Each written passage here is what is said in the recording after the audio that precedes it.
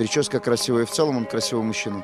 А што яшчэ вядома пра Аміна Курхелі, які ў гэтым годзе стаў найлепшым рэферы ЧБ? Ён нарадзіўся 26 красавіка 1991 года ў Гомелі. Пачынаў у футболе як гулец, а ў 2016 скончыў курсы пры АБФФ і засяродзіўся толькі на судзействе. Калегі Курхелі запэўніваюць, што судзейства яго адзіная крыніца даходу. У 2025 за матч Д1 галоўны суддзя атрымліваў каля 500 рублёў, у Д2 прыкладна 150 рублёў. Калі падлічыць усе матчы, то атрымліваецца ўсяго каля 1000 рублёў у пераліку на адзін месяц. Бываюць у Курхелі, вядома, і значна лепш аплатныя міжнародныя матчы, але рэдка. Усё часцей ад Курхелі чуваць скаргі на марныя спробы прабіцца ў Еўропу. Нашы суразмоўцы лічаць, што праблема рэферы ў інтэлектуальным узроўні. З адукацыяй у Курхелі, акрамя судзейскіх курсаў, агульная сярэдняя школа і завочка па фізкультуры ў Гомельскім універсітэце. Курхелі не было і няма ні жонкі, ні дзяцей. У цэлым рэферы карыстаецца павагай сярод беларускіх калег. Тыя, з кім мы размаўлялі, адзначаюць, што гамельчанін фанатык свае справы, цалкам адданы спорту.